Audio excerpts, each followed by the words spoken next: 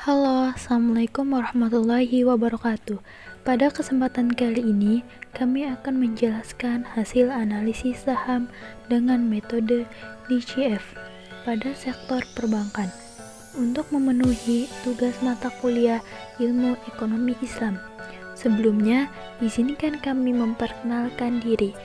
Kami dari kelompok Ekonomi Syariah kelas B semester 1. Berikut nama-nama anggotanya. Yang pertama ada Titi Susanti dengan NIM 2108204056. Kemudian ada Fahri Hidayat dengan NIM 2108204062. Kemudian ada Khairun Nisa dengan NIM 2108204077. Berikut merupakan hasil analisis saham menggunakan metode DCF pada PT Bank Rakyat Indonesia atau BRI. BRI didirikan pada tanggal 16 Desember tahun 1895 di Purwokerto. BRI merupakan salah satu bank terbesar yang ada di Indonesia. Bank BRI memiliki ratusan cabang serta berbagai macam fasilitas transaksi, diantaranya seperti e-banking, SMS banking, internet banking, dan mobile banking. Ada lagi transaksi otomatis atau automatic fund transfer dan tabungan pelajar.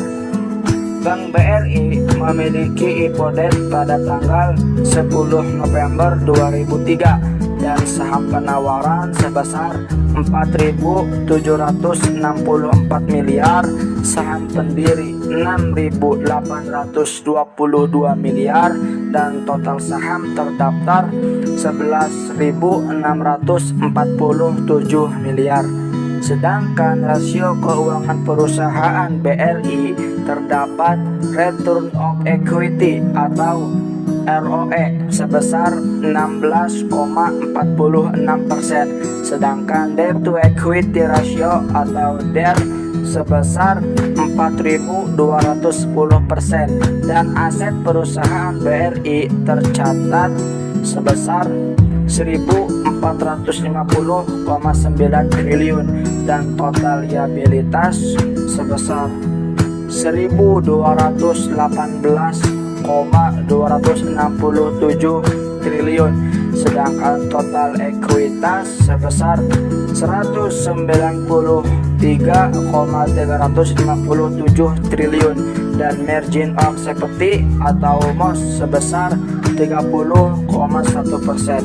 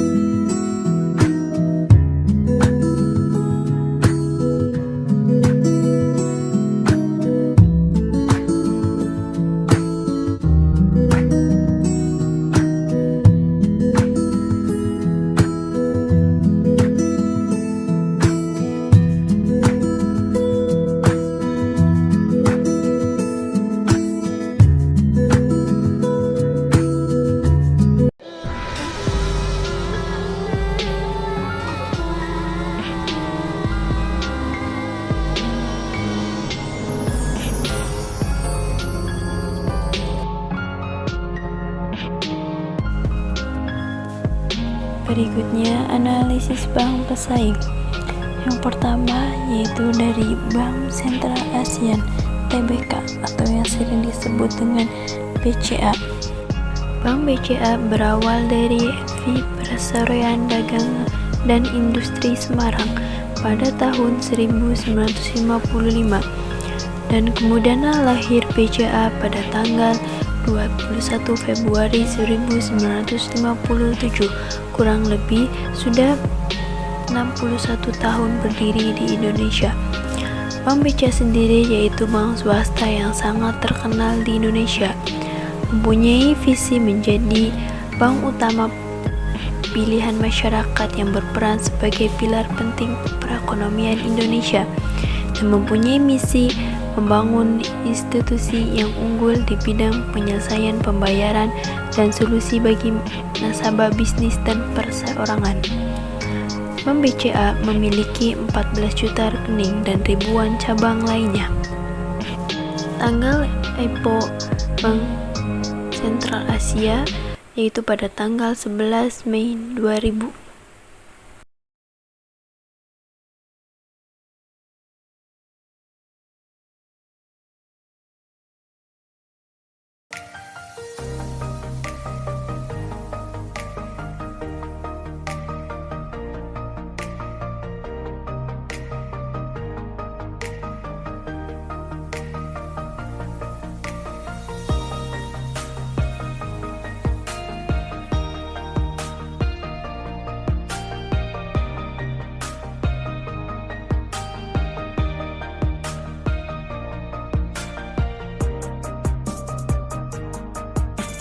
Bank Negara Indonesia atau yang biasa disebut BNI adalah bank komersial tertua dalam sejarah Republik Indonesia.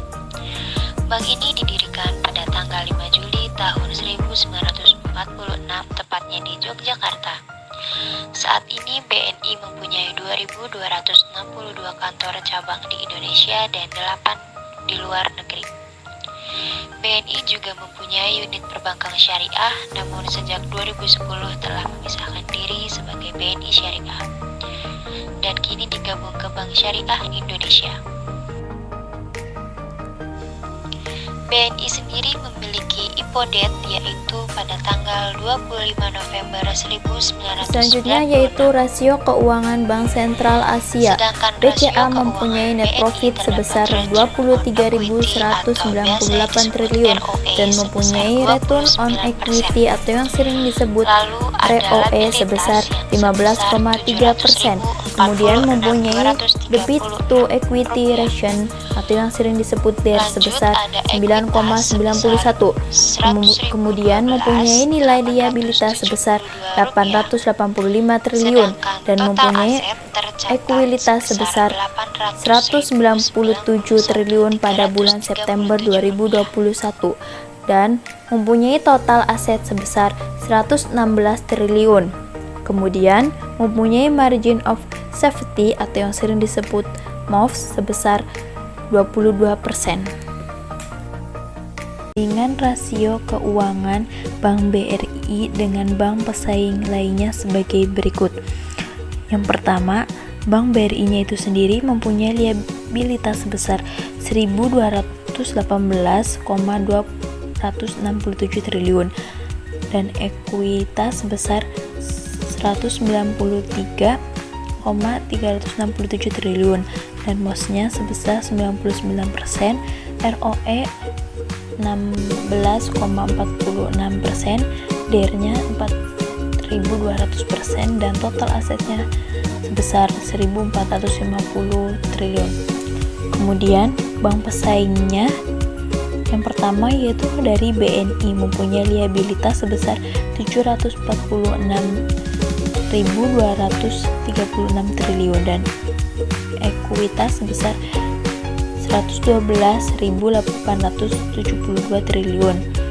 MOS-nya 99%, ROE 29%, total asetnya 891.337 triliun. Kemudian bank pesaingnya yaitu dari BCA mempunyai liabilitas sebesar 885 triliun, ekuitas sebesar 197.815 triliun dengan MOS 22% dan ROE sebesar 15,3% dengan DER 9,9%. Kemudian total aset berjumlah 1.169 triliun. Dari hasil analisis tabel di atas, menunjukkan bahwa MOS, BRI, dan BNI adalah yang paling unggul, sedangkan BCA termasuk ke under valid karena kurang dari 30%. Jadi Bank BRI dan BNI layak dijadikan investasi saham buat para konsumen dan para perusahaan lainnya.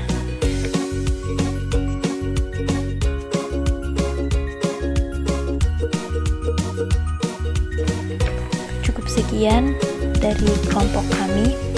Kurang lebihnya mohon maaf. Semoga bermanfaat buat kita semua. Wassalamualaikum warahmatullahi wabarakatuh.